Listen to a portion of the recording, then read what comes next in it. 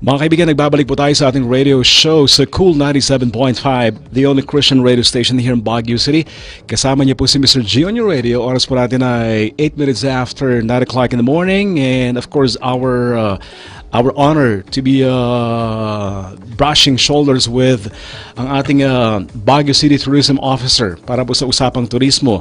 Mga kaibigan, isang malakas na palakpak para po kay Engineer Aloysius Mapalo. Sir, good morning. Yes, good morning, William. And it's also my honor and privilege to be with you this morning dahil nagkasama tayo ng matagal-tagal sa UC. For a time, we've also worked in some of the events there. Kaya this is like a reunion for us. So thank you very much for inviting me. To tell the public, you know what? It's been a while. The last time I was chatting with Sir Mapalo, medyo talagang I would really insist, sir, pwede ba kayong mai-guest? Yes, I was trying my best to fit yung schedule ng station para po sa schedule ng Sir Mapalo, masyadong busy. I think this is the third attempt, no? Oo nga po talaga. Yeah, correct. Sir, alam niyo po kanina, before I signed in, napakarami nagtatanong po. And last night, I was getting so many messages straight to my messenger. Anong oras po ang guesting ni Sir Mapalo? I told them around 9 in the morning. Makikinig po kami. Wow, may fans pala. Marami, sir. I happen to be one of them. Thank you. Sir, pakigreet po ang inyong family members po. Nakikinig po sila ngayon. Yes, so good morning to all the televiewers first and foremost. Televiewers tuloy, no? Listeners, I think we're on live stream kaya ano na rin, viewers na rin, no? On listening on the station, radio station. Good morning to everyone. And more especially to perhaps some of my friends who are listening right now. I'm not sure if this is being reached up to Tarlac. My family is there, spending their holidays in Tarlac. I just came from there last Christmas. But anyway, I shared the live stream link, so I hope they can see this right now. Good morning, Merry Christmas, and advance Happy New Year. Ayan. Sir, how did you celebrate your Christmas? It has been a tradition in our family na we spend it together as a family. So just this year, just like in the past, no, I went down to Tarlac City. That's where I was born. I finished my high school there, and then after high school, I came here in Baguio City to study college. And naging tuloy-tuloy na. That is when I eventually became a permanent resident of Baguio City. But I'm originally from Tarlac. Our mother tongue is actually Kapampangan. Kapampangan. Yes. Sir, pwede mag-request po, sir. Nako. Alam niyo po yung sa Tarlac, yung kapulisan dyan, meron po tayong grupo na nakikinig po sa ating live streaming. Really? Pwede pong gamitin niyo po yung dialect just to greet them Happy New Year. Sana kaya ko pa. Maya pa abak kaya kayungan keng kareng ganaganang makiramdam king Tarlac and ganaganang Kapampangan na makiramdam king show ng William at maligayang masayang Pasko at ano ba yung Happy New Year. Masayang bagong taon na lang muna. Alam niyo po, sir, yung IBP Pampanga chapter, nakikinig po sila sa ating radio program.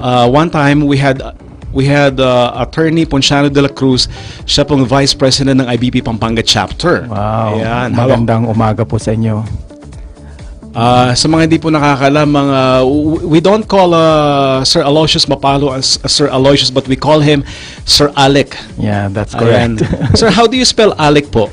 A-L-E-C. There's a story on that. My full name Aloysius, no, which supposed to be pronounced as Aloysius, as they say. Pero dito Aloysius was my full name. It came from the calendar, no, Saint Aloysius de Gonzaga, which is the patron saint of St. Louis University. So I never thought that I will be studying in the future na yun ang aking na discover, no. But it's very long for a nickname or for a baby to be called with. So there was a time, I guess, my mother was kwan daw eh, watching a movie. I forgot what movie, but it's starring this actor named Alec Guinness. Yeah, so that's where she saw the name, and it stuck to her. So they started calling me Alec. Ayan For pala. a time, Lek. Sir, may nagpapabati po sa inyo galing sa New Zealand. Galing kay Ma'am Jenny Bonifacio. Good morning, Mr. G. Wow, Happy yeah. New Year to Engineer Alec Mapalo. Happy to see you again daw, sir. Hi, Jenny. Happy to know that you're doing good in New Zealand. Yeah, nice to hear from you. Sir, nakikinig po sa inyo si Madam Mels Tisang La Pastora, Jocelyn Sabino, at syempre Albert Fakiakan Jr., Sir Lito Presa ng California. Yan, saying good morning to you as well, sir. Good morning to everyone, and thank you for listening. Ayan, si Sonric Orepok pa. Ayan, maraming salamat daw po. At may nakikinig po sa inyo sa Australia, si Madam Via Albert. Matindi. Minda Kigis Aknad, Reynante Ted Okayap. Alam niyo po, sir, pag sign in ko pa lang kanina. Ito. Emma Hamada, galing kay Emma Hamada. Hello, Aloysius daw po. Hi, Ems. Ems pala ang tawagan po. Yes. Ni sir. Ito pa po, Reynante Ted Kayap, Rex Allen Basinga, Casio Guzman Paris, Gente Ayog, Sheila Marie Son. Ang Tacloban City, nakikinig po sa inyo, sir. Marvin Chusan Garado. Ito yung clan ng Garado family sa Tacloban. Good morning to the Garado family. Ayan, siyang puon. Maraming salamat. Sir, Ma'am Victoria Yu, hi from California daw po para sa inyo. Wow, worldwide pala tayo. Oo nga po eh. Leonida Balabag daw Anis. Ayan. Wow. I think we should do this more often. No? Dapat lang, sir. Actually, may sequel po ito. Ayan. Sir, pakibati pong inyong staff ng inyong opisina sa Baguio City Tourism Office. Yes, they're not in the office right now, but we're preparing for tomorrow actually. Good morning to my staff, no? Sila Joma, sila Eric, sila Rose, sila Joyce, sila Gian, and then our admin staff as well. Good morning, and hopefully we can be prepared for tomorrow. Tomorrow is Rizal Day. Rizal Day. So, Yeah, what's so the plans for tomorrow, sir? We have a commemorative program. Hopefully, if the weather will permit, no, we will do some commemoration at the Rizal Park. No? Galing. So, what time does it start tomorrow? 8 in the morning. Yeah, Hanggang 8 o'clock in the morning. Hanggang ano oras po, sir? It will just be short, perhaps 1 hour lang. Oo. Ang galing-galing. Yes. Sir, binabati po kayo ng ang manager ng Starbucks po Singapore, Sir Giovanni Venson Yes. Galang. He is my schoolmate in high school. Ay, talaga Yes, po? hi, Vanny. Yes. Ito po, sir. Hi, sir. Watching from Hong Kong. Fire Da. Yan. Hi, good morning. Sa Hong Kong, nakikinig po ngayon. Matindi. Ito, sir. Juan Coy Nazaro Jr. At syempre, Madam Jenny Bonifacio, Happy New Year. Manong Lito. Parang reunion to. Oo nga eh. Nangyari. Ayan. Sir, maraming katanungan dito. Kagabi pala actually, I was trying to make those questions i-compact po talaga siya. First, for those who still don't know, sino daw po si Engineer Aloysius Mapalo, saang sektor ng society kayo po nang galing prior to becoming the Baguio Tourism Officer? Okay, I think this is a biographical sketch. Gamitan natin ang Google Maps. I started earlier already by sharing that I originally from Tarlac. I was born in Tarlac. I finished there, Don Bosco Technical Institute in Tarlac City. And then I went to Baguio to study college. I started taking up architecture actually in St. Louis University. And then eventually when I planned to shift to civil engineering, kasi yun yung aking dilemma noon, no? Parang I was into mathematics. At the same time, into the arts. Nako, medyo nosebleed tayo, mathematics. Kaya, inuna ko yung arts, no? That's why I took up architecture. But it took a toll on my health kasi medyo extensive ang requirements, no? Until I decided to shift to civil engineering where, the foundation is mathematics. It might be a little more comfortable for me, Nax. Parang baliktad ata sa iba. And so, that's when I transferred to Baguio Colleges Foundation then, no, BCF, and eventually finished the degree there, no, BCF pa rin, in the year 1999. So, that was sort of like getting into my interest, no? But tracing my career path, no, it went around. But I initially, no, had some projects, no, construction projects. Mga residential lang naman. I had a partner, si Engineer Tamio, but who's now in Canada. We're doing contracting business, no, for a short time while I was teaching, because right after graduation, after I passed actually, because after graduation, eventually I passed on the same year, so I was invited to teach. I was invited to teach in UC by our dean at that time, no, si Dean Enrico Garcia, and eventually I started as part-time in teaching, and then it became full-time. So doon na nag-focus, no, and then eventually na-enjoy ko yung teaching until I became dean actually of College of Engineering and Architecture of the university.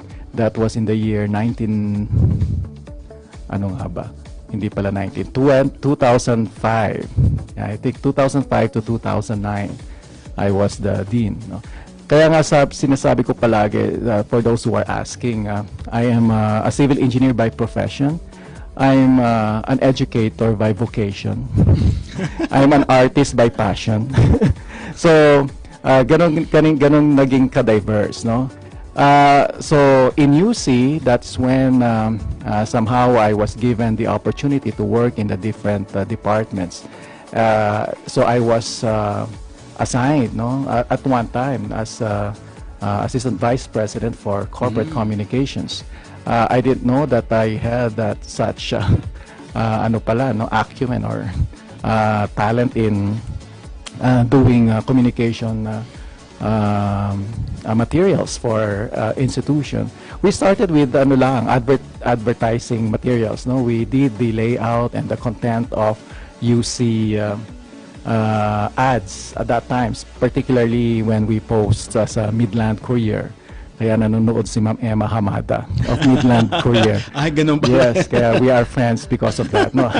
But even earlier on, no, we are friends. So, madalas kami mag-post at that time na with that kind of somehow trailblazing layout graphics at that time, no. At nakita ko yung sara. Impressive. Oo, mga 2000, yeah, 2009, 2010, no. So we our bosses, no, sila the bosses headed by our chairman, instituted the Corporate Communications Office, which has become the communications arm of the university. It also became the marketing arm, and also public affairs, no, public affairs arm. So we had writers and layout artists and graphic artists at that time in that office, no. And I was also, as part of the function, handling all the events at that time, no, when I became AVP for corporate communications. Events of UC, events for the students, institutional events, no, starting from graduation, yung freshman orientation, in partnership with different offices, of course, no. Even yung student competitions, no. I was also given, it was given under me to also supervise the different performing arts groups of the university at that time when I was still in that office. So ganun din kalawak yung ating ginagawa noon, no. And because it entails a lot of student activities, no, ang daming mga student activities na practically yung office namin nag-organize. So perhaps that was the time when it was discovered, so why don't you handle na lang student affairs? So ganun na nag-transition. When we were studying the student affairs office, no, of UC, and studying also CHED provisions, no, CHED memoranda regarding student affairs and services, sabi ko, sige, I might wanna consider that. But I would like to reorganize the office. So that's when it happened that it became the Student Affairs and Services.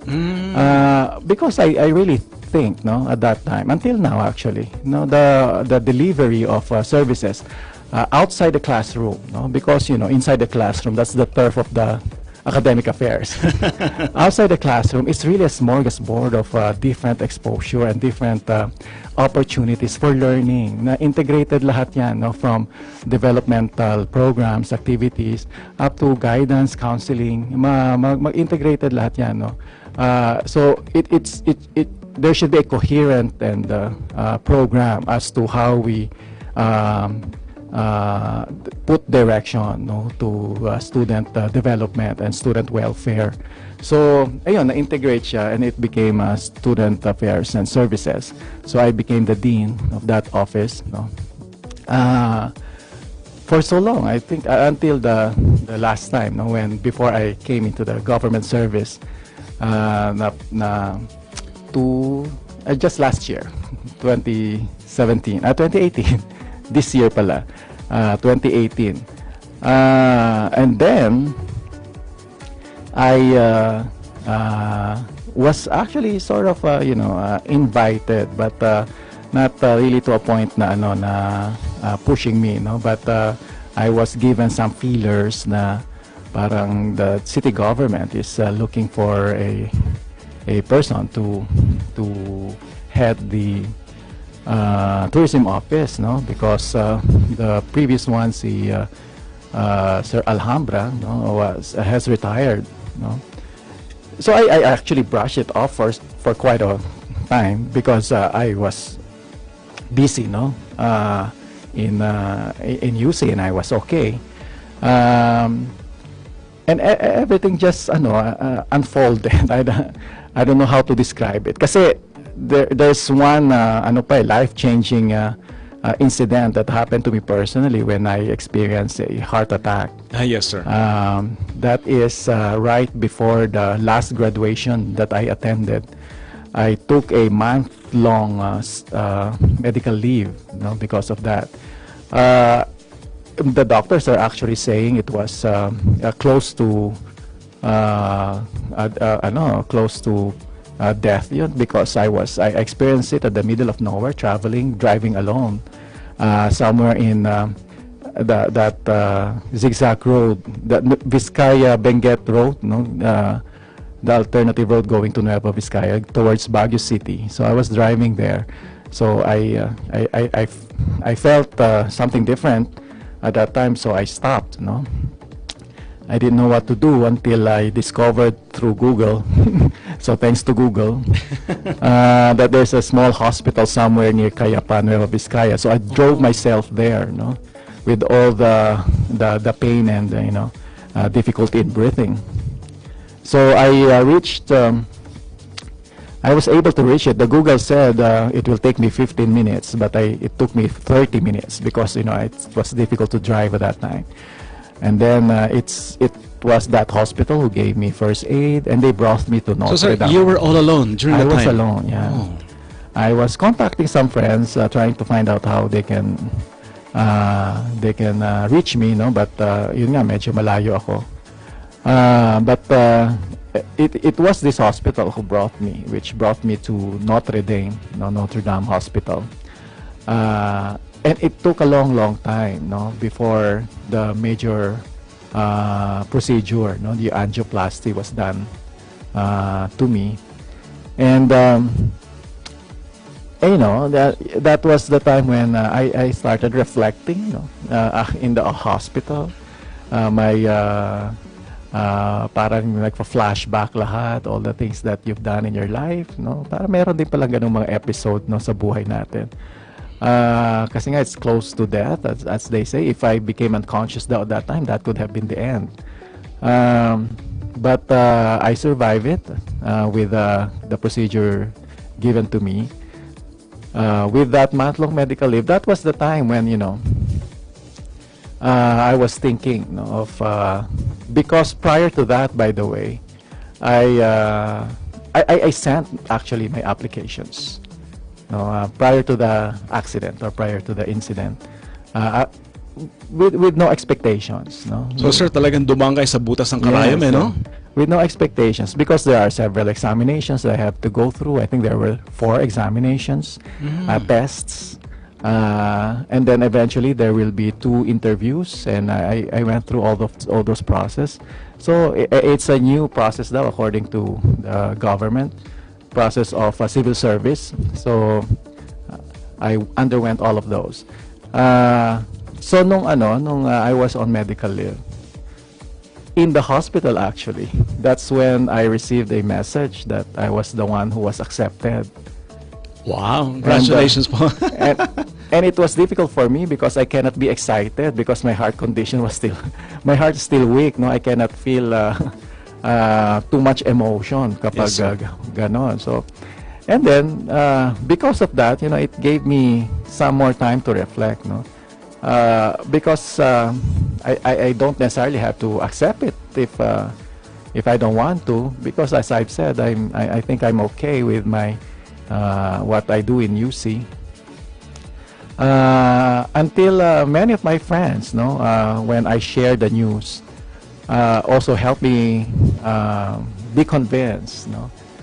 And then I realized that you know, what I'm doing in UC is something that can be expanded. Yes, sir. Expanded to a larger scope, which will become, no, the whole entire city. So I thought, so why not? So baka eto na yung calling, no, for bigger things. Kasi I felt na, you know, baka we can give opportunities also for others in UC to do the things that we're doing before. But in the city, medyo talagang I saw also na may maraming kulang. So perhaps we can help out, no? So yun yung driving motivation at that time. So I reported, no, after the month leave. What's funny is I was really planning, no, I was really planning to have a short vacation, maski 2 weeks lang, no, before I transfer to the government service. Of course, I have to make paalam, no, particularly to President Radin Salvosa at that time, no, who was also, well, of course, there was some regrets, no, but happy also that I was considered, no, I was chosen, and they saw it as something worthy calling, no, for the kind of things that I can do. And kaso the government, no, the city had scheduled already the processing of my coming in, no. So they are the ones who gave me the schedule as to when do I start, when do ganon. So parang hindi na mangyayari yung aking vacation, no? Para sana may konti pang soul searching. Kumbaga sir, diretsong trabaho na. This is what's funny. Our graduation day was August 25. Yes sir, opo. Yeah, that's my last day in UC. In the morning, I attended the commencement ceremonies. In the afternoon, I was there in the city hall doing my oath as a new employee. So dire-diretso on the same day. Wow. So as a matter of fact, walang bakasyon, kahit man lang long weekend, wala. So that happened in one day. Everything was so fast. So the next thing I know, I was there in the office of City Tourism Office. So that's how fast it happened. So yun yung konting story of my career. Parang direction of what I did for as a career path, no. Hopefully and I'm looking forward to many things that we can do for the city. That makes me excited actually. Sir, meron personal question po rito. You came from the academe. What made you really decide to focus your passion, skills, and abilities to the world of Baguio tourism? When I was in the academy, no, I'm not only really teaching, but of course I started as a teacher, no. Yes, sir. In the corporate communications office and in the student affairs and services office, we do a lot of programs and activities, particularly for the students. Many of these activities also extend beyond outside the campus. So we participate in many city activities. No? We bring students to participate in Panagbenga, to participate in Baguio Day, to participate in many city activities. And we saw how these activities are being done on a yearly basis. Somehow we felt it's the same thing over and over, every year in, year out. So sometimes we joke among our people in UC. Sana ganito na rin gawin nila. Sana may ganito rin. Sana, all of this. Of course, kung lang naman, some of those are wishful thinking, but at least there is this desire na there may konting innovations. And when I was invited and eventually accepted, so I thought that was the chance to bring something new in city events, in city tourism, in programs and activities of the city, and now in a wider scope. And eventually, anyway, our students, not only in UC but in different universities, are those that we call again for participation in all of these activities. So, meaning I'm still serving the studentry, so to speak. But this time also in a wider scale, sabi ko nga. So, sir, napaka-flexible niyo, sir. Your college background, engineering. Pero yung may touch kayo ng napakalaking mascom sa puso niyo when it comes to entertainment. Sir, when did it start? Like way back in school ba yan? O yung when you were still in high school, in elementary? Nandiyan na ba talaga yan? Meron din nung elementary, high school. I am not really a stage person. Medyo shy. Really? Yes, medyo shy ako sa stage. I'm more behind the scene. Yes, yes. I criticize a lot when I watch something on stage. So, ganon. There was in high school, or there was a time when I do choreography, and then I also do script writing. I even composed a song for a time. So, my background to performing arts through those experiences, And in college as well, we had a dance group way back when I was in St. Louis, but not the SLU dance troupe. In engineering and architecture with us, we had a small group there. We formed the SEA Arts Guild at that time in SLU. And in BCF, for some reason, I was always being tasked to head organizing this program, that program for the College of Engineering. You know what's funny, when I was the first days of my teaching, so many faculty members are wondering who's this new guy in the engineering. There were a lot who thought that I was teaching in CAS. The same, the same perception too, sir, when I first saw you. Oh, yeah? Sabi ko, meron bang stereotype ang mukha ng mga nagtuturo sa CAS at sa engineering? So, hindi ako bagay sa engineering. But anyhow, I took it as a compliment, actually. Thinking that I can bring in something new to the College of Engineering as well. So, yun ang naging ko rin. While I was teaching sa engineering, ako yung nagde-design ng mga certificates. That's what I did. Also, I designed the logo of SEA. So, I was into graphic arts, into performing arts, but I'm more in the behind the scenes nga. I even, actually, the one who revived the newsletter of engineering in UC. Wow. Yes. Hindi ko alam yun. Yes, we had a newsletter. It went on regularly for some 2 years or so, 3 years, I guess, until I was transferred to another office. Hindi ko alam, medyo wala na atang nagtuloy. So yun, meron akong mascom din. And yun na, when I went was assigned in the corporate communications office, that's where I needed to study a lot. I read books, no, about marketing, about communications, institutional and corporate communications. I studied those, no. But of course, not all theory will always be applicable to specific situations, like in a school, for example, where we have our own direction as to how we promote and brand our institutional values, no. So, yun, siguro naging ano na lang, naging it came out naturally. Alam niyo, sir, pwede tayong sumulat ng libro ng buhay niyo eh. Ay, nako.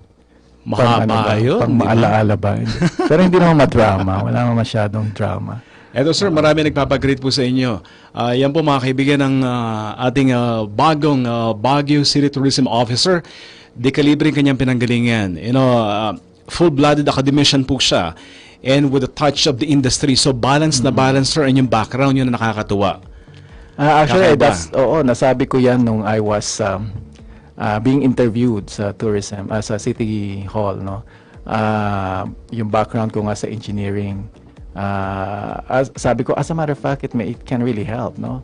The technical aspect in organizing, yun kuminsan ang nakakaligtaan, no. Ako madetalye ako eh.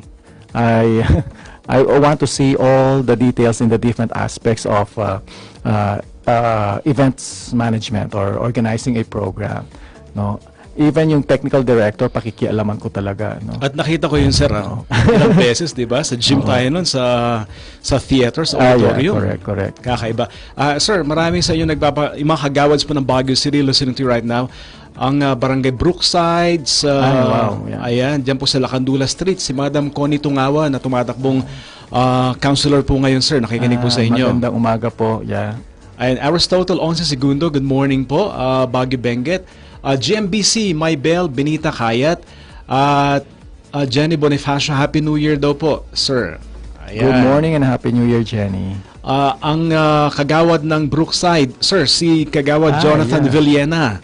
Yeah, taga dyan po ako sa Lower Brookside. Ayan, good morning. Ayan, taga doon po siya. Siguro maraming nagtatakan, taga doon pala.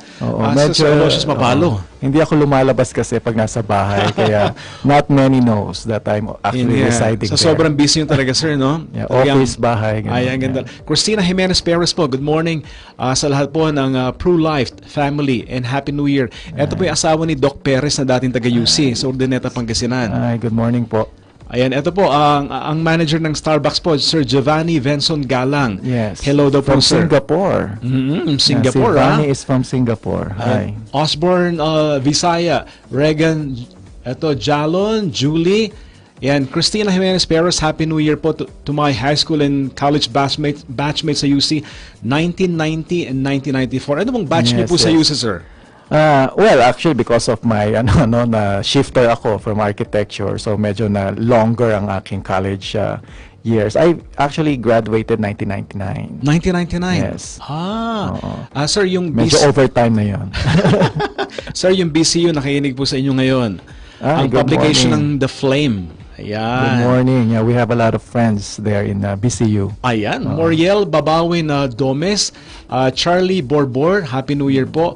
Raul Tiago, Reyes Piños, Jan Butiwi. Nakikinig po ang Mindoro, sir. Sir Ruel Bangko, hello and Happy New Year. Mindoro, nakikinig po sila ngayon. Ang dami mo palang followers. Hindi, nandito kayo, sir. Alex Tyson, Jess Lee, ang ating coach wellness coach Arvin Yaras Ireño, Phil Masi Canais, hello, good morning po, Sir Arvin. Evitha Cristina Bacatan Telio, Mildred Magayam, eto, hello Alec Warley Payabyab. Warley is my batchmate in high school. Ay, batchmate? Yeah. Saan school po yan, sir? Sa Don Bosco Technical Institute. Doon sa Salesian School. Sa Tarlac din ho ba yan, sir? Sa Tarlac yan.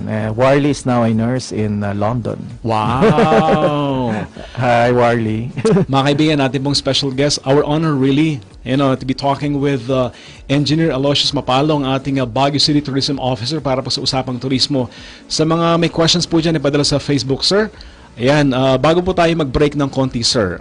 Meron ba kayong, anong natutunan yung nakaraang Christmas when it comes to Baguio tourism? This Christmas? Yes, sir. Uh, well, we've expected kasi na December is really the peak of the arrival of many tourists here in Baguio City. Historically, yan na yung ating trend, no? It peaks towards December. If you will total the whole month of December, the arrivals is close to 300,000 tourists for the month of December alone, no? That is why, aside from the many activities, no, and programs, we had the lighting of the Christmas tree, and then also in Malcolm Square, and of course, so we have actually already institutionalized, which is a crowd drawer already. Wow. The SLU Lantern Parade. It's so nice to have no, after 10 years. I think that that was their 10th year doing that activity, to have establish and institutionalize such an activity that has become a crowd drawer, and many, not only Laotians, no, many people from all over are starting to looking forward to it, no. Aside from those, actually, more of the preparations that we did is coordination with our Baguio police, no, and then prior to that, we did some Top Cop training. Top Cop is the tourism-oriented police training. So kasama na sila sa turismo ngayon? Yes, definitely. Back to back. Our police force must be tourism-oriented because of we are a tourist city, no. We had that training prior to Christmas, and then there were preparations. Of course, meron silang tactical preparations as to how to reinforce their manpower, and also to invite more volunteers to have a more safe and secured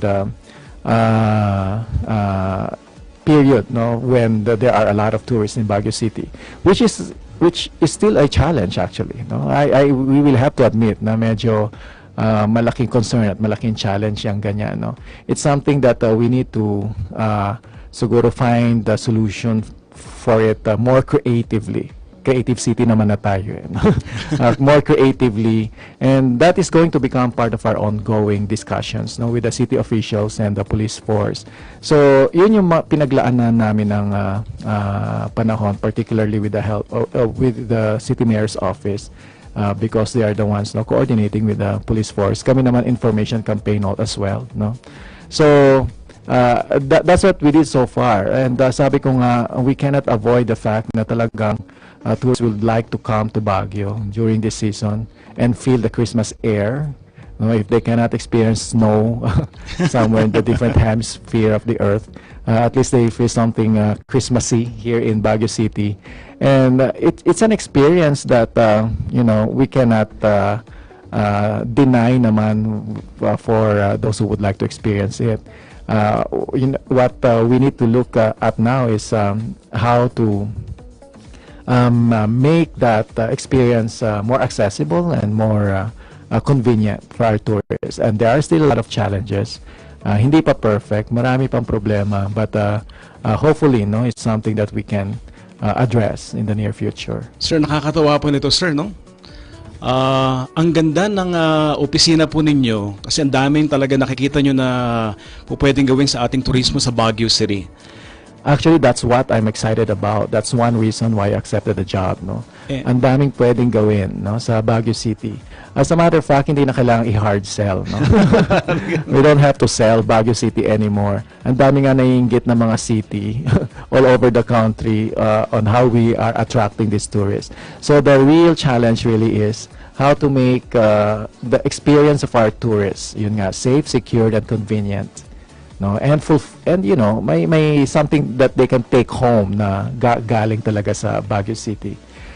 We're actually kind of aligning with the thrust of the Tourism Promotions Board of DOT. Na sabi nga nila, let's start looking at the market where tourists can start spending more, staying longer, and experiencing deeper, memories. Wow, yeah. I like the wisdom. Sir, meron tayong play dito about Baguio. Actually, kinuha ko sa Facebook to, galing sa Facebook nyo, about Baguio. Tapos mamaya, sir, we'll be flashing yung na-screenshots ko galing sa Facebook niya with your permission. Sige. Tapos, sir, kukunin namin ang side nyo. Yes, sige, sure. So mga kaibigan, dyan lang po kayo. Panoorin niyo po to. Galing po to sa Facebook ni Sir Aloysius Mapalo. I never thought I'd say this, but I'm actually cold in the Philippines. When you think of the Philippines, you probably think of hot sunshine, white sanded beaches, and crystal clear seawater. While these things are true for the majority of the country, there's another side to the Philippines which we are going to show you today.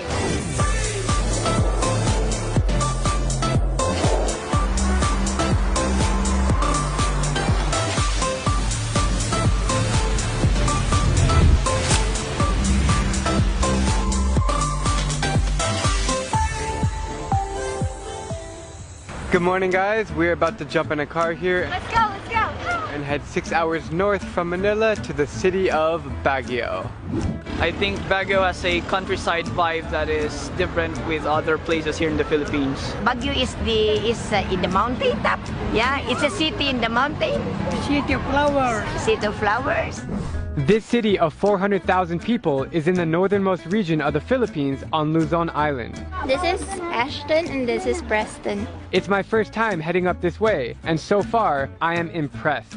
Baguio is nestled 1,500 meters up in the mountains, giving it one of the coldest climates in this tropical country. Yes, you really do need a jacket, as the nighttime temperatures can drop below 8 degrees Celsius. Beanies for sale. Baguio feels different than any other place in the Philippines, especially Manila. So every taxi is these white vans. Palm trees have turned into pine trees. Congested streets have turned into fresh air.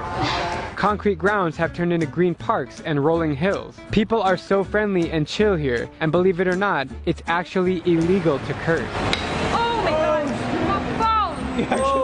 Are you all good? Yeah. Walking across this suspension bridge here in Baguio, and it's a little bit scary. I can't end this video without mentioning the amazing cuisine. Baguio shawarma. So it's a strawberry shawarma. Yes, sir. Given its high altitude, fresh fruit grows in abundance. Right now, we are standing in the beautiful strawberry fields. Thank you. So we're getting some strawberry taho, which is a specialty here in Baguio. Strawberry taho. Basically just tofu and strawberries. How is it, Gia? 1 to 10. 12. This Baguio experience has only given me a deeper love and appreciation for the Philippines, and I can't wait to see more tomorrow.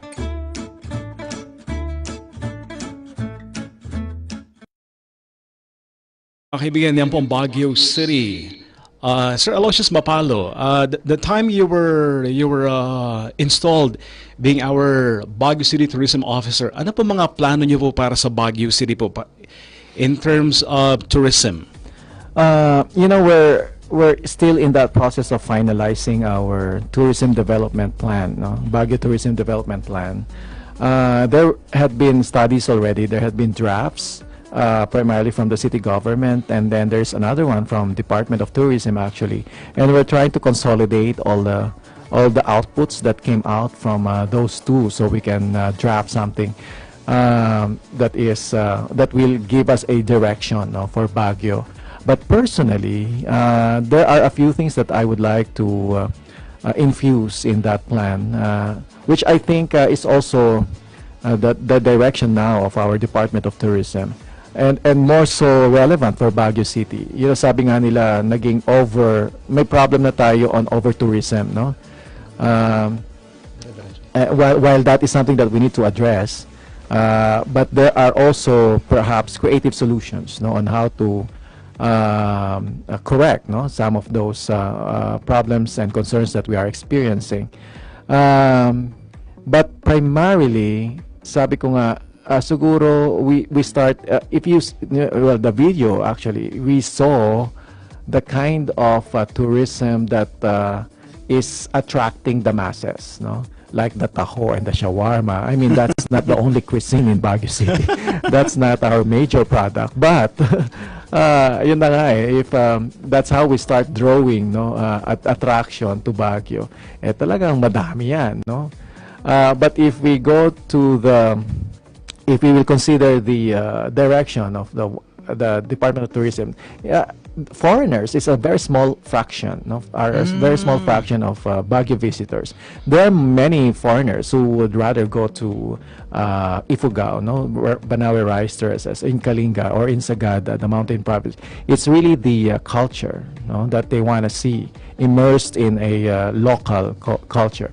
Baguio City has become really a highly urbanized city. Na we offer a different thing, no, na and we can be the gateway towards this, especially now that we're thinking about the blissed concept, no. I think we need to start the development, thinking of the development towards this concept. Para we can also help our nearby towns, no. There can be tourism spots that can be developed nearby. Actually, the strawberry farm is in La Trinidad, no. Yes, sir. It becomes part of the tourism package, no, when you draw out a plan for Baguio City. Ben Cab is part of Tuba, actually, no. The main weaving house of Nardas is actually somewhere in where's this, Tublay already. No, these are nearby towns. They're not Baguio City anymore. But you know, we can draw out development, tourism development, considering also, no, how we can expand the experience beyond Baguio City, but still, of course, benefiting our own city. So in that line, I am looking at three major thrusts as to what we can offer to tourists as part of enhancing their experience. And sabi ko nga, also leveling up, no, the tourist experience, no. One is yung ano pa rin, no. I think we need to emphasize our ecological and nature's bounty here, and find some ecotourism programs and projects. That's something that we are looking at when we met with the different barangay captains in no?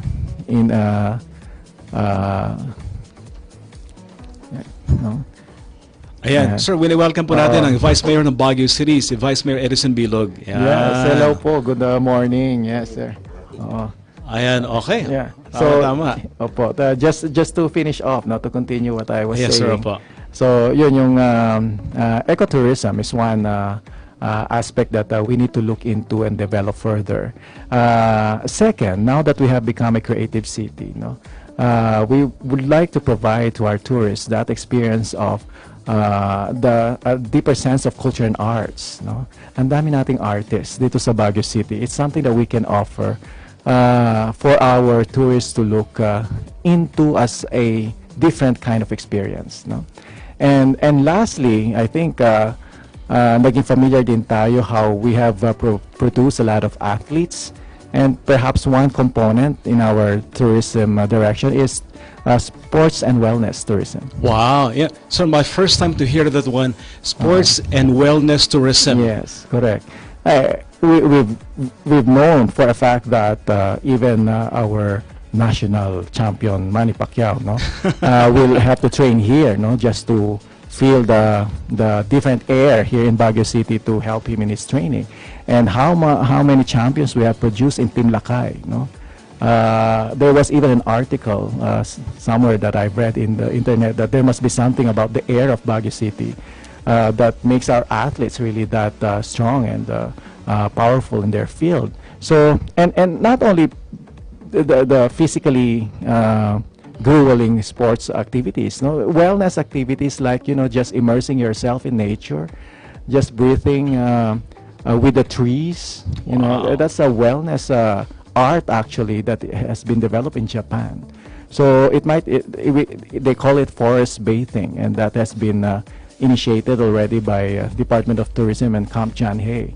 There are other areas in Baguio City where we can also perhaps develop that kind of program. So yun yung those are the three major tourism direction and thrust that I'm looking into, that I can incorporate in the comprehensive Baguio Tourism Development Plan. And sir, we support you. Mga kaibigan, ating pong special guest, ang ating Baguio City Tourism Officer, Engineer Aloysius Mapalo, para po sa Usapang Turismo. Sir, binabati natin good morning, Alex Aison. Napakarami yung ating Facebook ngayon, sir.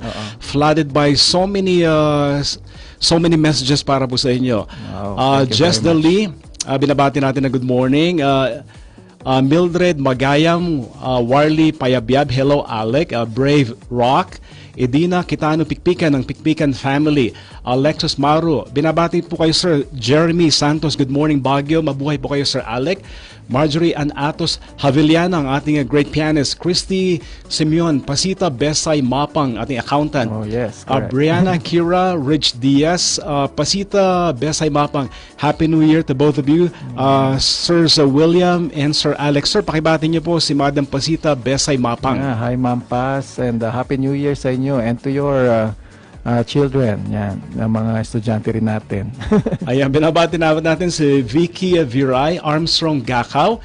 Eto sir, Jenny Bonifacio, Happy New Year, manang pas. Si Jenny ulit. Ayan, dami nakantabay sa New Zealand sir. Kuala Lumpur, Malaysia, Ma'am Ellen Agnes Fernandez, Dubai, Joel Mabiasa, nakikinig po ngayon mga kaibigan. Sa Japan, si Charles Gonzalez, maraming salamat sir.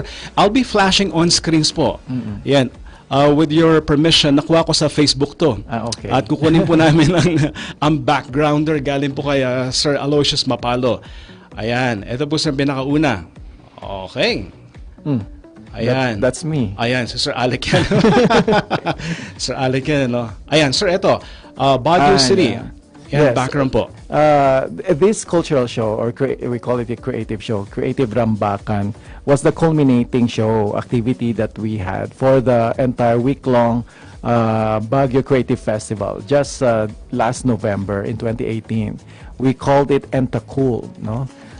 Which was coined from the vernacular Entaku, meaning let's go, and of course cool, describing our city, no? Cool city, cool Baguio, cool people, and that is actually what I mentioned about, promoting a different experience for our tourists and visitors. Not only for our tourists, as a matter of fact, even our locals. Our students, as a matter of fact, they are the ones who went around not to see many activities during the Creative Festival. So it's a nice way of looking at Baguio City in a different perspective.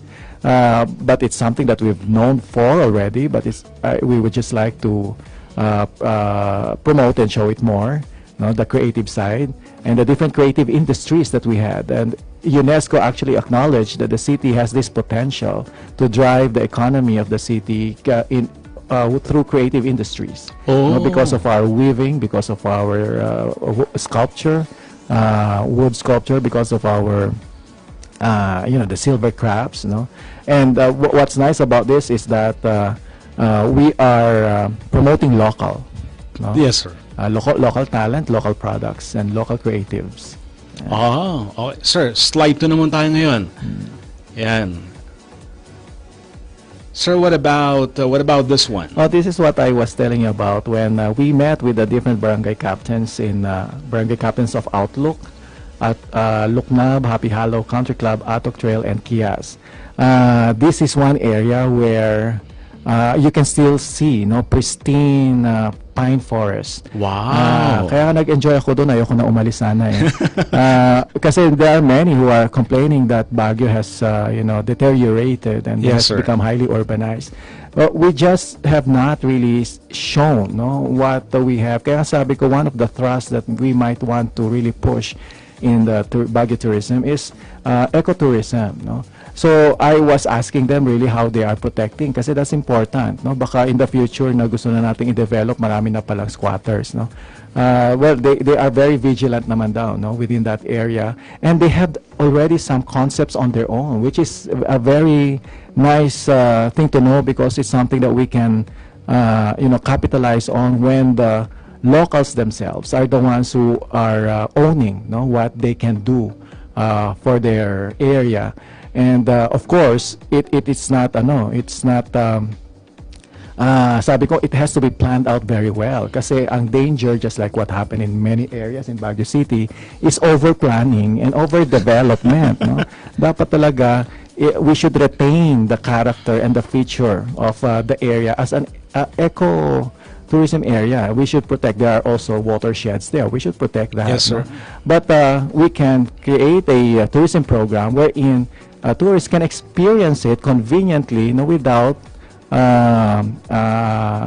sacrificing the ecological environment. Sir, itong next naman po, ito po yung tagline. Ito ba? Tagline ng Cordilleras, Experiences, Stories, Memories. Yes. Ayan. Paano naman po ito, sir?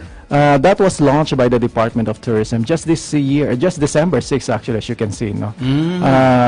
With the help of also of our Chief Operating Officer of the Promotion Tourism Board, Ma'am Venus Tan, and the local office, no, the regional office, wanting to we, no, as a region, we wanting to provide the tourists, no, what kind of experience that they can have in the Cordilleras. What's nice is that the diversity in culture and what we can offer is so large, it's so expansive, it's extensive. Baguio City is urbanized, no? It can be the gateway, pero when you go to the Kalinga, Benguet, Mountain Province, it's a different kind of experience. So, kaya nga ang tagline is find yourself in the Cordilleras. Wow. Because there are different memories, experiences, or life experiences that many tourists are looking for. It's not just about the sights and the scenes. It's about personal memories. So, yun yung ating gustong i-promote. Parang teleserye, sir, ang personal memory. Ito naman po, sir, reminders para sa ating mga turista. Yeah, Ayan. we posted that before Christmas. I was hoping that it can be viral, but mukhang konti lang yata ang nakabasa. But we'll do this more often. Knowing that December is really a peak season for tourists, we thought of providing them some guidelines, typical reminders. Particularly about trash, we've experienced that. Sabi ko sa reminder na yan, na please help us keep Baguio City clean, no, and the environment clean. Sabi ko, if you don't see any trash bins, sana you keep your trash for the meantime. You might want to bring them home also muna and throw it away in your areas, no, kung saan may trash bins and disposal. Of course, reminders about also conserving energy and water, because that's also a problem in Baguio City. And traffic, we reminded them on how they can help by considering commuting. Well, if they were able to bring, I think that's the most convenient thing to do now with also all this many people having their own cars now. Once they are in their hotels, iwan na lang yung kotse sa hotel, and then they go around the city commuting or walking. No, when you go around Baguio City, it's best enjoyed when you walk. Wow. Yan ang wisdom. Alam niyo, pinapagod natin Sir Alec Mapalo, no? Alec Mapalo happens to be a teacher, a classroom teacher. Sir, broadcaster kayo, sir. Hindi lang kayo tourism officer, hindi lang kayo engineer. Sir, break muna po tayo ngayon. Yan, 10:04 is our correct time. We're gonna be right back. Questions for Sir Aloysius Mapalo, kindly send them in sa ating Facebook. We are being watched live po sa YouTube. Wow. Yan, I'll be passing on a copy para po sa inyo, sir, sa Ustream Television, pati sa Twitch. Ito yung, sir, yung mga social media platforms. Ito mga binibisita ng mga kabataan. I know. And I was surprised, my kid, he went on to ask her, what's your Twitch account? What are you talking about? What Ustream? Talaga, medyo behind na pala ako. So, sir, break muna tayo. When we come back, mga kaibigan, magbabalik po ang ating para sa Usapang Turismo. Engineer Aloysius Mapalo, ang ating Baguio City Tourism Officer, dito lang po sa Cool 97.5. For your ads and printing needs, go to Fine Ads, Arts and Signs. This is the right place for your large format printings like tarpaulins, signboards, panoflex, plastic signs, murals, t-shirt printing, streamers, neon lights, brass signs, stickers, Sintra board, and acrylic build-up letter with LED. Go to Fine Ads, Arts and Signs, located at Post Office Loop, Baguio City, branch at Bonifacio Street, Baguio City, Gayong Building, Quezon Avenue, National Highway, San Fernando, La Union. Call them now at 424-6133, 424-5564, or 0919-216-7201. Fine Ads, Arts and Signs.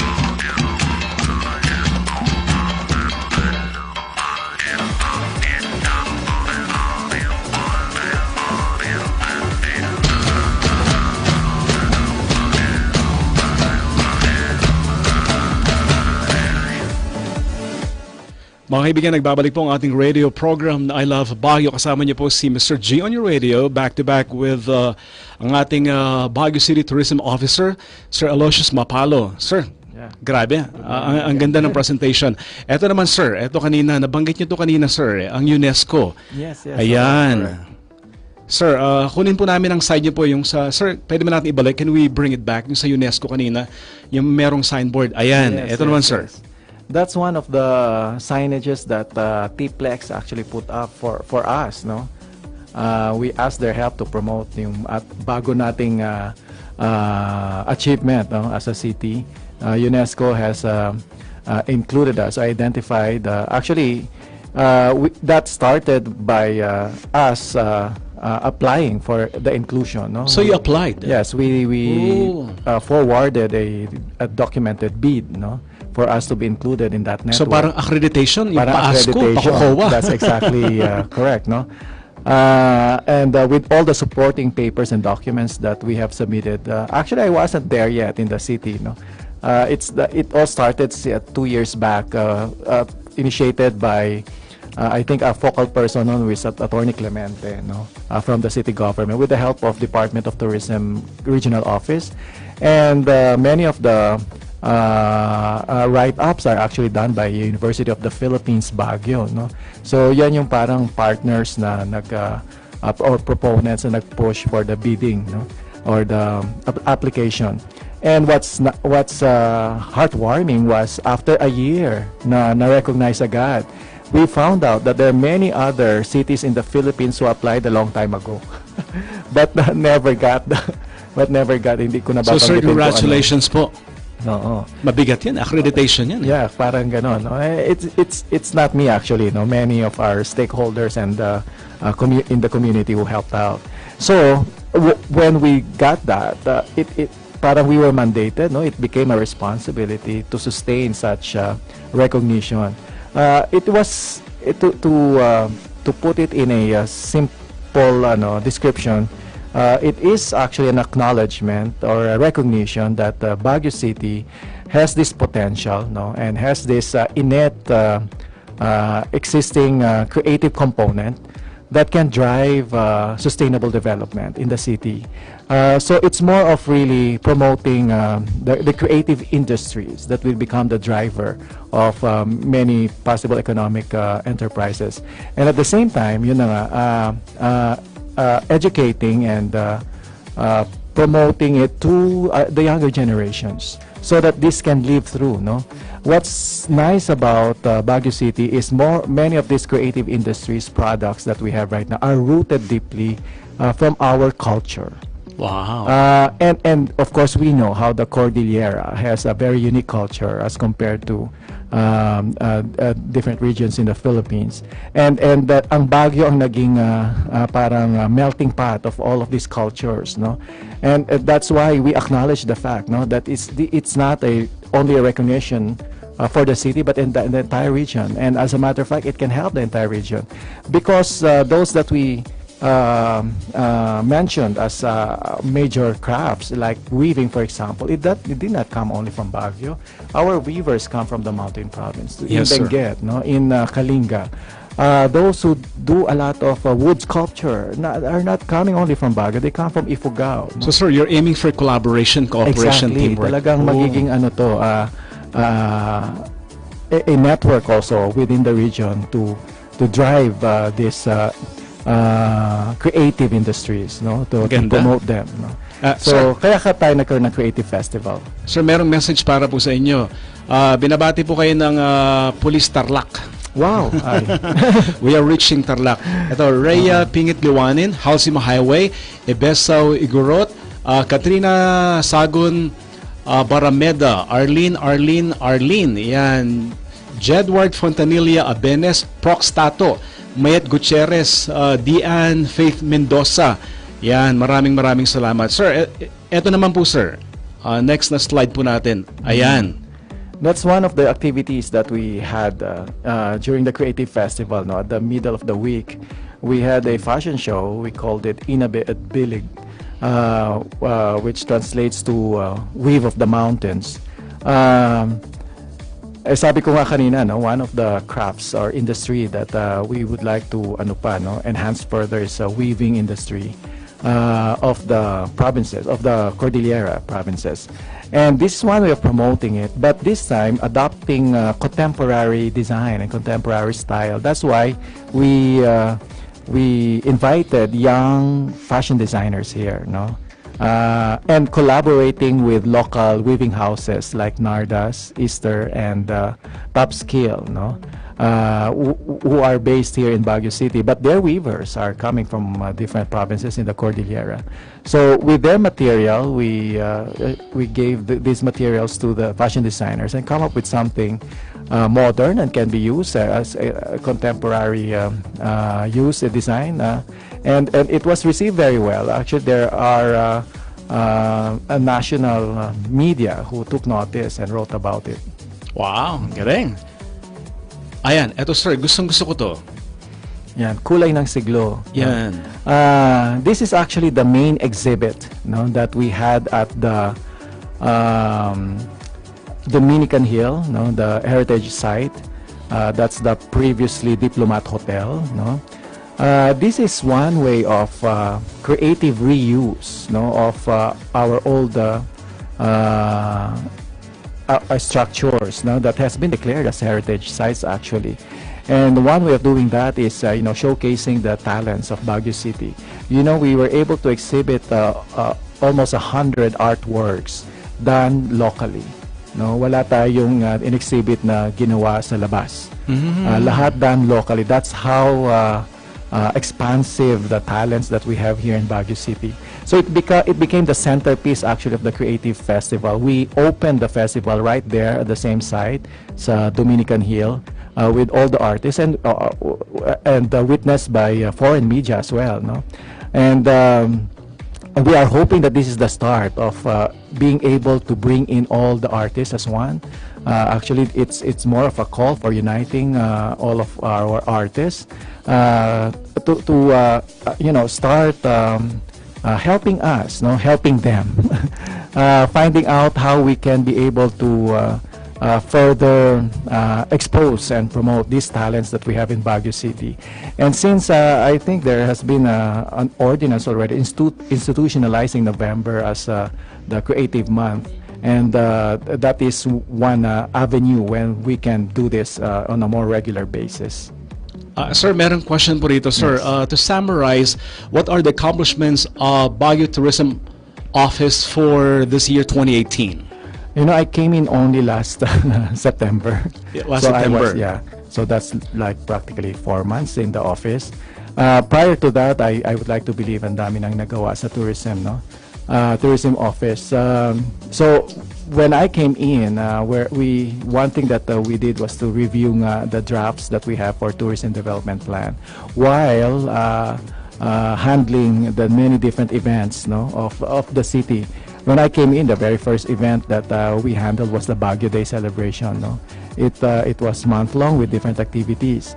One thing that we're looking at also sana is, our office is still a little understaffed. So we have to be hands-on in many of these events. Kaya nga, kuminsan we lack time in doing many of the other components in the office. But one thing that we regularly do, which is also an accomplishment, as we can see, is the statistics and research component of our office. We are regularly collecting data from the different stakeholders, so as to we can have a sense, no, of the tourist arrivals that we're having here in Baguio City. Because that's very important, because sabi nga nila, it has become problematic, it has become really a big concern, but we need data, no? Yes, sir. Our moving forward must be based on research and actual information. So from the data that we gather, we can have a sense really of how big the problem is. And I think that is one component that we will put into the development plan that we're drafting right now. Hopefully we can release and present it by next year, January or February. So it's a little amount of things that we were able to do muna for the past year, especially for the last 4 months that I am into the office. But we are looking forward to more of the things that we can do, for the next years for Baguio City. Sir, merong comment para sa inyo galing sa Facebook.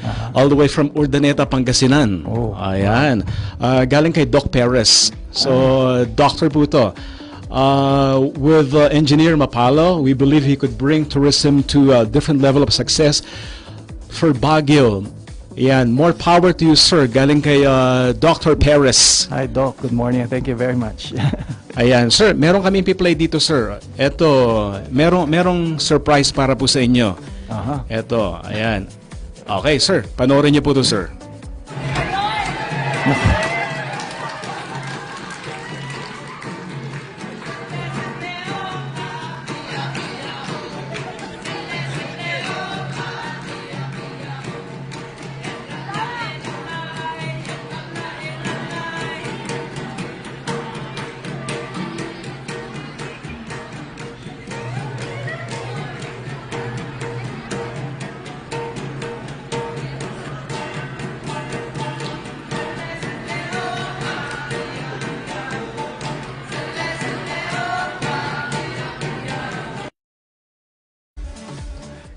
Sir, may klase kasi ako nito, nasa classroom ako pero I was informed about this particular tribute. Ayan. To learn more. Ayan. So, nakakahiya yung pinakita nila. But, sir, pakibati po ang inyong dating staff sa OSAS dati sa UC. Yeah, it was kind of abrupt when I left, but I still think and believe that we had able to build that bond among our staff in OSAS in UC. So I greet you all and thank you for the experience and for the support. Hindi na maging successful ang isang office kapag hindi walang cooperation sa lahat ng tao doon. So I would like to thank their support and trust when I was there. Particularly si Sheila, si Sheila Serdan, who have become parang the manager of the entire office, Sheila. And of course, we have two branches there, yung student development branch. Nandun si who's this now? Si Ma'am Gladys. Yeah, si Gladys Rudio. Thank you very much. Masipag na tao. Tapos sa student welfare naman, nandun sila Jenny. And then sila Ma'am Grofkoff. Yes.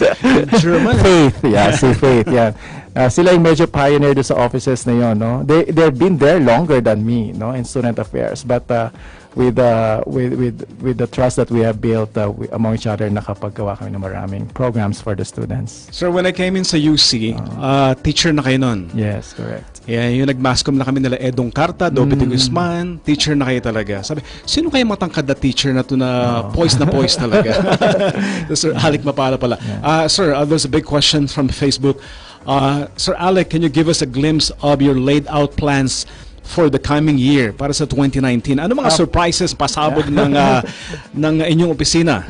Well, for the 2019, sabi ko nga, first and foremost, that is when the early part pa lang, we would really like to present and release the comprehensive Baguio Tourism Development Plan, And it entails a lot of restructuring talaga, And hopefully that could become the direction, for sustainable and responsible tourism for Baguio City.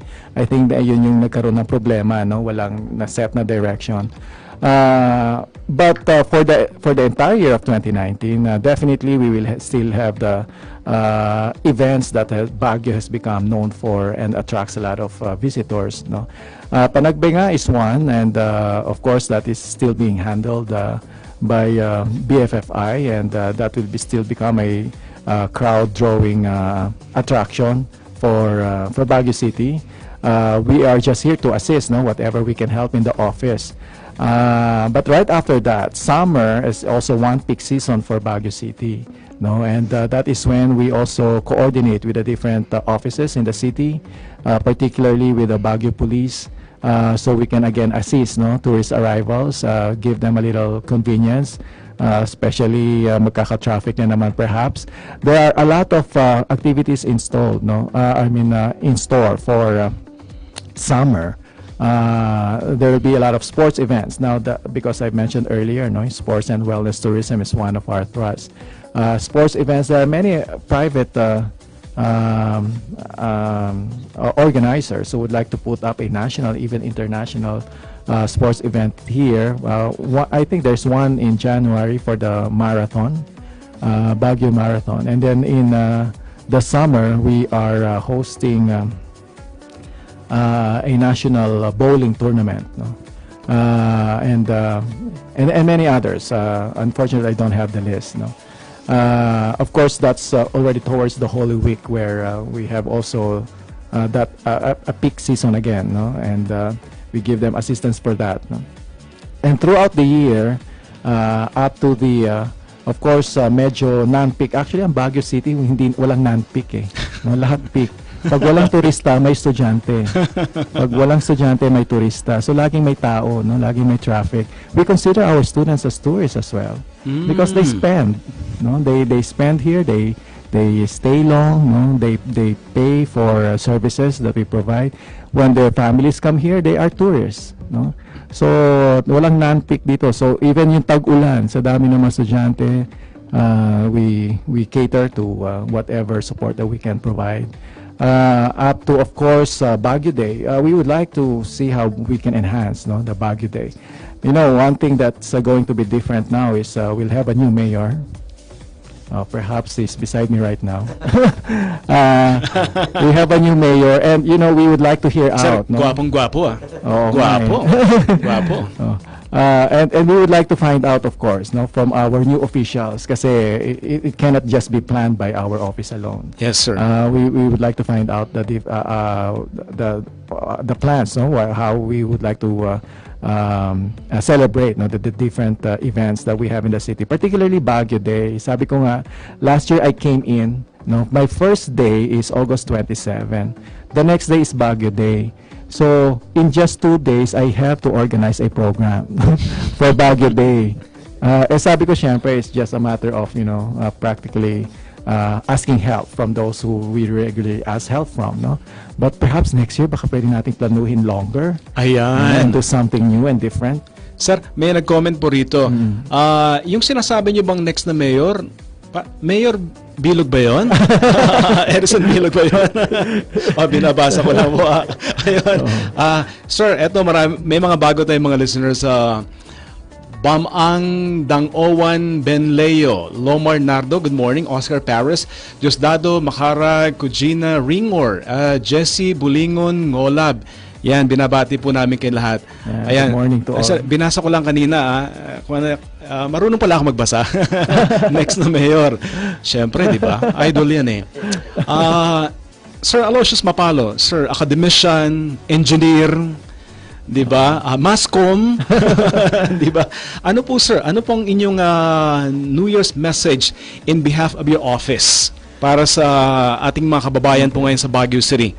Okay. Well, first and foremost, I feel honored and privileged to be part of the city government. And sabi ko nga kanina, it's something that I may not have really wished for, but it's something that I might have been called for. Because of my exposure din naman sa academe made me see, no, what we can do for the city. I guess it's not only for me, no, for many of us. Perhaps we're looking at how we can help the city, and sana magkatulungan tayo whatever we can help. So this is actually more of a privilege than a responsibility. Yes, sir. Because not everyone can become a tourism officer, no? So I might as well capitalize on that fact and perhaps be more of in the forefront and come up with something proactive rather than reactive programs and activities, no? Kasi kumisa mahilig tayo sa last minute. So magre-react na lang tayo, dagdag na lang yan, ganito na lang. No? But if we plan out things longer and with adequate time, I think we can be able to come up with something new. And now I've mentioned the new, no, innovations. That is actually my not only my personal wish, or what I look forward to, but also my appeal, no? With this coming new year, no, we would like to hope that everyone, no, not only us in the office, not only in the city actually, not only the government, all of the citizens, even our tourists, to start looking at the direction towards responsible and sustainable tourism. We've had problems, we still have problems, we have a lot of concerns, but it cannot be solved by just one person alone. Yes, and sir. it cannot be solved overnight, no? So patience will help a lot, no, in trying to at least finding some sense of assurance.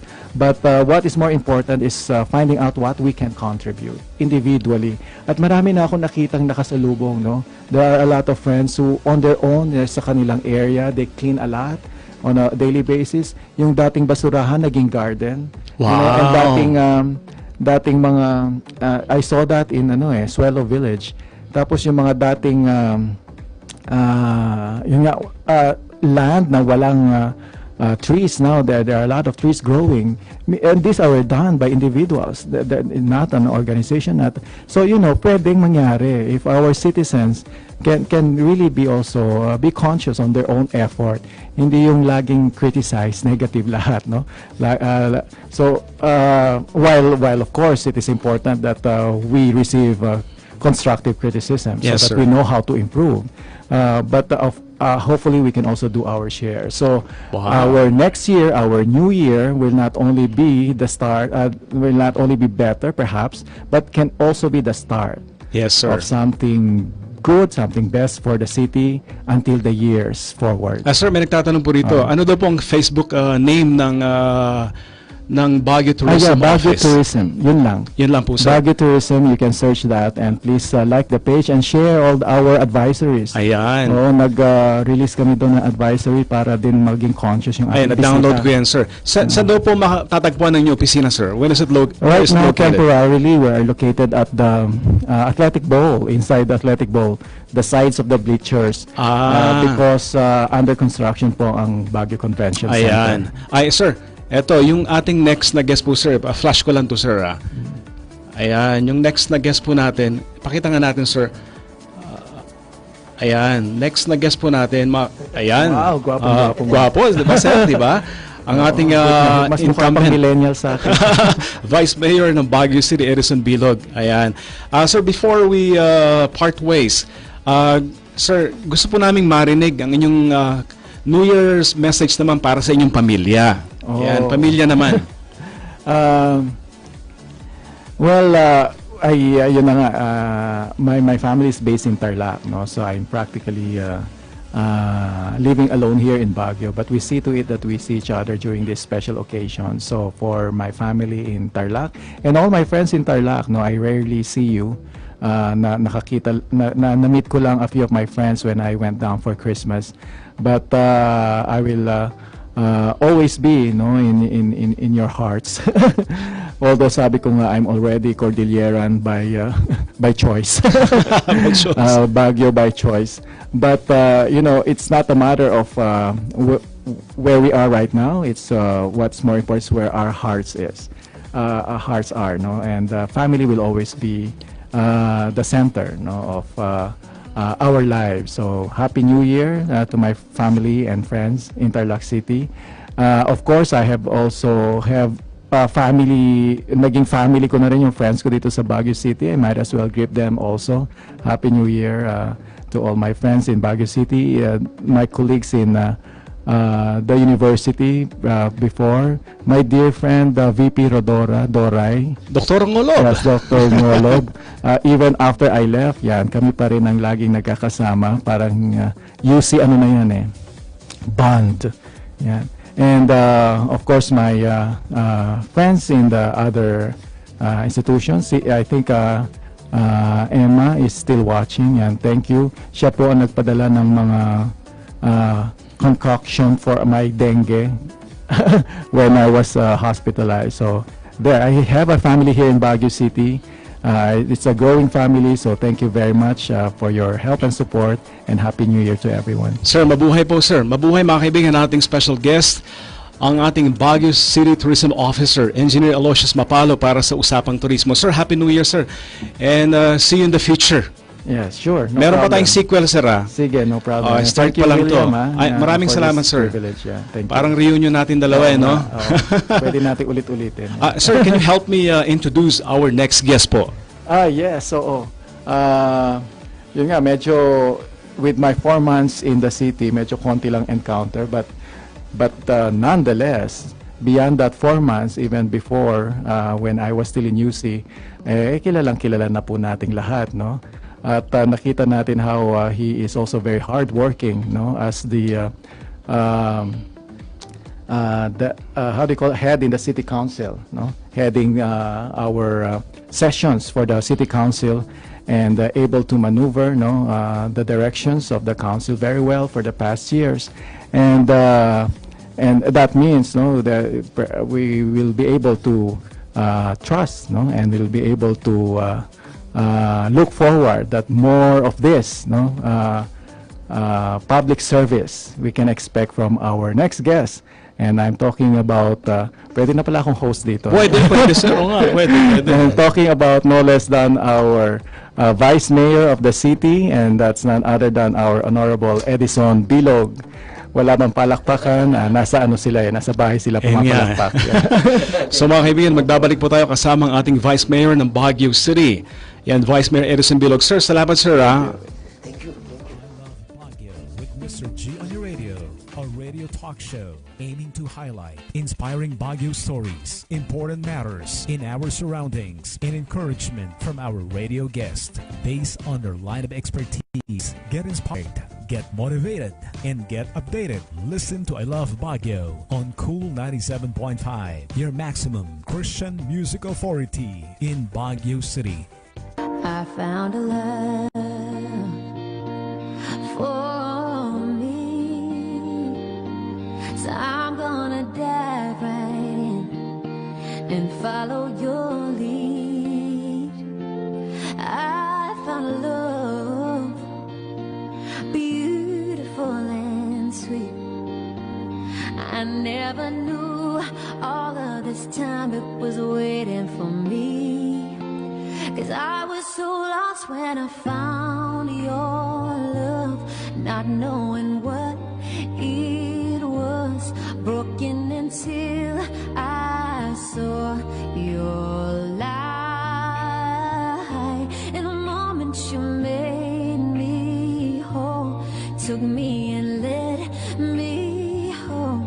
Now I am yours and you are mine.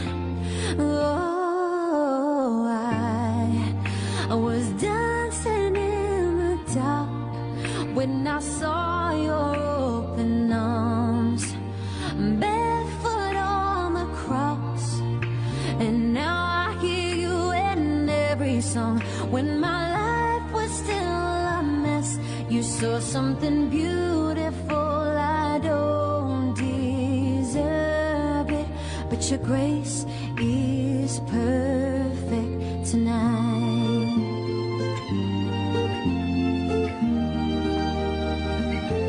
Well, I found a Savior, stronger than darkness.